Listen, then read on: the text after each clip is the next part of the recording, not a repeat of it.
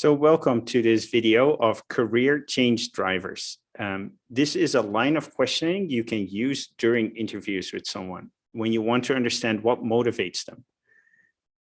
I'm going to give an example of how to do this with Melissa. Melissa, thanks for helping me. And not all the answers are the answers Melissa would give in a private call, but this is a public call. So this is a bit going to serve as an example. So I'm interviewing Melissa for a role at a company.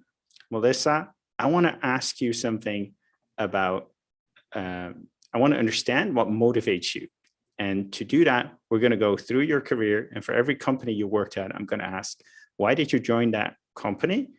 And why did you move on? And I'd love for you to give short answers, can be a single sentence. I'll dive in if I want to know more. And it's not about the work you did at the company. This is really, I'm trying to understand what motivates you so that I can make sure that the new role you're going to have is something you'll enjoy. And let's start at your time at Deloitte. Why did you pick Deloitte to work for? So I picked them because I was intrigued by the promise of getting 5 years of experience in one that is common in a lot of management consulting firms. Oh, that makes sense. Why did you move on? I moved on because at the time there was a singular career path to partner, and that is a very sales-oriented role toward the end, which was not as interesting to me.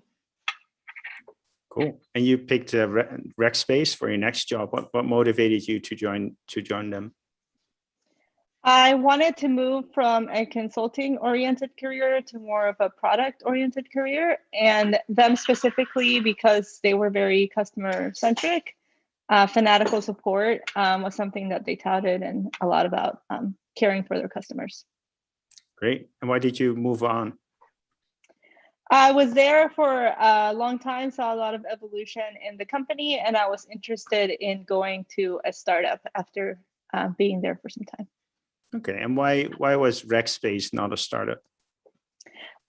They actually went private through private equity, so they were at another stage.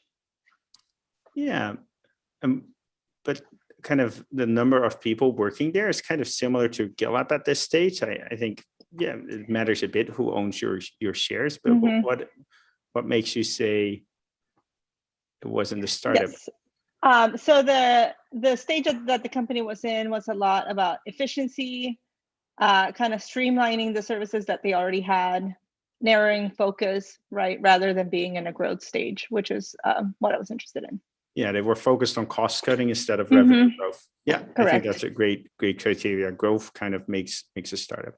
Cool. We're going to end the pretend play here. I think people can understand how you can go through someone's resume.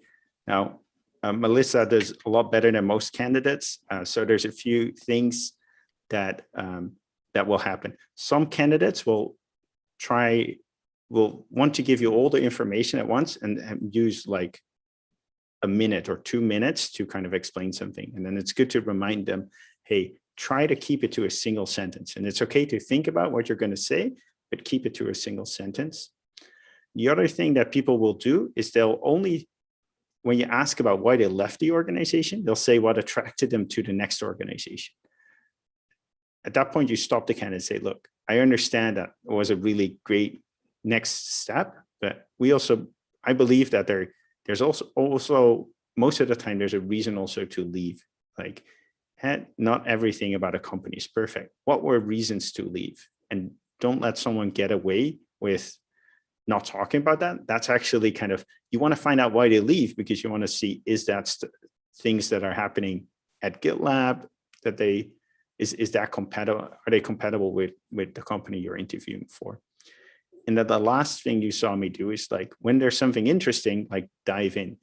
It was like, well, I left that company because something vague. Okay, then dive in and keep asking until you really understand that and make sure that you get to the kind of the true reason and something that makes sense to you. Anything you want to add, Melissa? No, I actually think this is a really interesting method. I'm excited